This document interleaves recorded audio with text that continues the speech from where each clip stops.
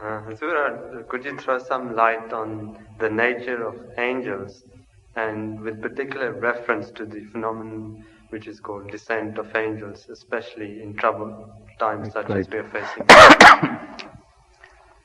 This subject has been discussed at some length by Hazrat Khalifatul Masih Sani radhiyallahu ta'ala anhu in his book Malaikatullah.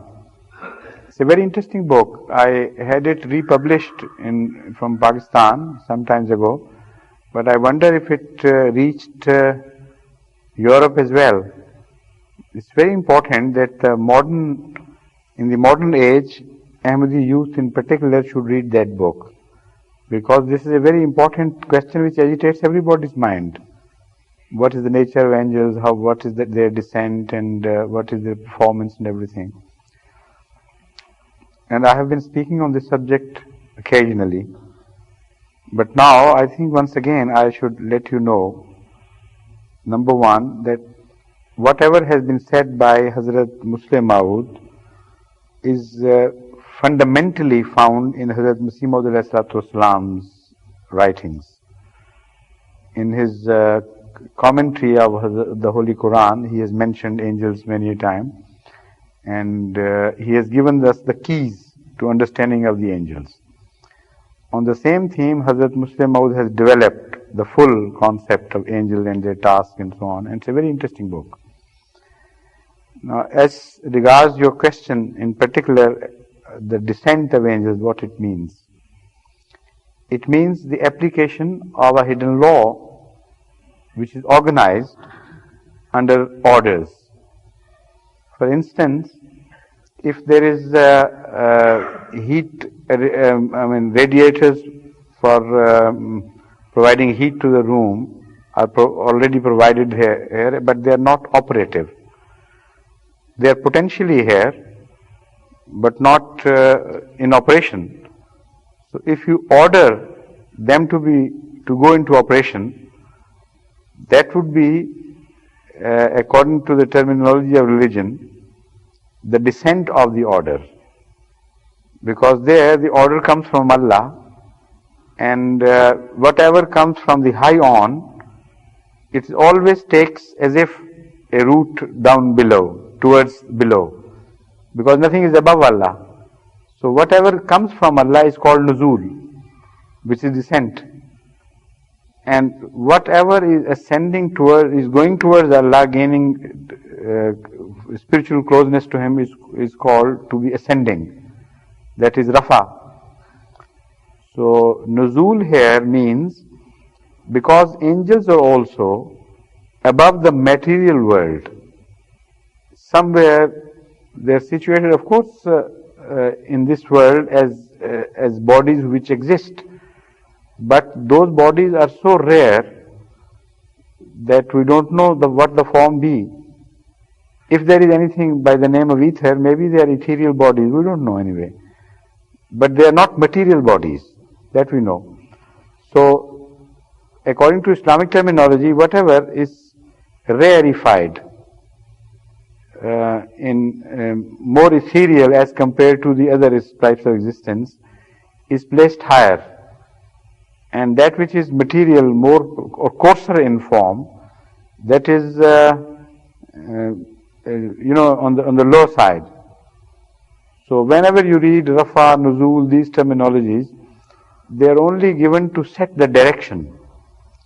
So because angels happen to be situated in this order, higher than the material beings, so whenever they are put into operation, it is called their descent. Now, Hazrat Masih Maud has mentioned the role of angels as number one, guardians of things, laws of nature, and controller of things, and organizer of things, and responsible for all the direction which is given to the law of universe. It's not running by itself automatically. For every law, there is a controlling angel, which has a consciousness and which puts that law into operation. And under that angel unknown number of angels, hosts of angels, are working in every direction to give continuation to that law. And this is the general system that we find in existence in the world, which is unknown to us materially. But all that we see is ultimately governed by those unknown, unseen laws. And they begin to travel from material to those ultimate unknown forces. Like we have now discovered that things ultimately end up into radiations. All form of material is in fact packed up bundles of energy. You release them and they become waves and things and disappear. Yet they are very powerful, and the whole thing will melt away apparently into nothing, but that nothing would be effectively, in effect and in commotion, much greater than their dormant form of material, of matter. So, the same phenomena is extended, if it's extended further, everything which is unknown or unseen is governed and controlled by some forces created by Allah. And those are angels. Now these angels are also divided into subsections for the performance of various tasks, and sometimes they are also individualized. They just do not govern the general laws, but they are particularly assigned certain tasks where they put certain laws in operation where necessary. They are given tasks to watch certain situations and guard them. And during certain phenomena, such angels are particularly given very important tasks and appointments. For instance, when a messenger of Allah comes, their task is to control the whole phenomena of nature in the favor of the messenger and to upset all disadvantages which he has as against the material overwhelming forces which oppose him. And also to safeguard his interests in detail, and wherever necessary to turn hearts in his favor, to create atmospheres which would ultimately benefit him. Or if that does not happen, or Allah does not so will, then to destroy his opponents totally and annihilate them. Now all these phenomena are not normal natural phenomena, though they are created through natural phenomena, not unnatural ones. But here the natural phenomena, natural laws of nature are governed in a certain direction, and they are ordered to produce certain results which, if left alone, would not produce those results. The verse which you have pointed out is the verse which I recited in Namaz Isha tonight. Innal lazina qalu rabbuna Allah thumma istaqamu tatanazzalu alayhimul malaikatu alla takhafu wa la tahzanu. That those who say Allah is our Lord and Sustainer, and then despite all opposition, they remain steadfast and stick to this claim, angels descend upon them.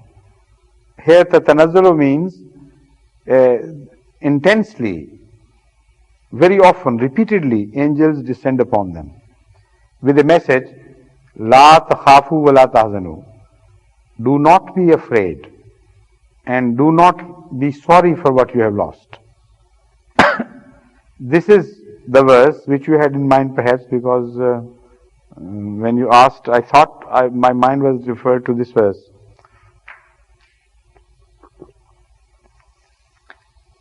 Now here the descent, according to what I have explained, would mean, number one, those special laws are put into operation which are already in existence potentially but are not operative, and which follow the general law, la'aghlibanna ana wa rusuli, that I and my messengers would definitely emerge victorious. Under this general law, these small laws come into operation. Angels descend in two forms then. Number one, they begin to bring those laws into operation which I have just mentioned, which would work in favor of those who are being tortured and persecuted merely for the crime of claiming that Allah is our Lord. Secondly, they also descend in dreams, sometimes in visions, sometimes they speak verbally to them, and that is what we call ilham, a revelation of this form. And sometimes they strengthen the hearts without any vision, any dream, any spoken word, but somehow the person who is suffering, he receives that strength from within, and he is more reassured than perhaps any words could put him into. They find, such people find themselves in a better state of reassurance than just ordinary words of consolation and things could do. So these are the angels who are particularly assigned the task of running this phenomena, organizing this phenomena, and sometimes certain people are particularly assigned with certain angels, and they are realities. They are not just psychological impressions. They in reality exist, and they are powers created by Allah to perform the duties which are assigned to them. So when they say, don't fear, they see to it that all the factors which are creating fear are ultimately defeated and removed. And when they say, do not be sorry for what you have lost, then they also see to it that their losses are somehow compensated. So that is just not a vain talk, because they are powerful beings which have a say in the matter of the universe. They see to it that things are moving in that direction. So this is the meaning of descent, that these forces come into operation according to the will of Allah.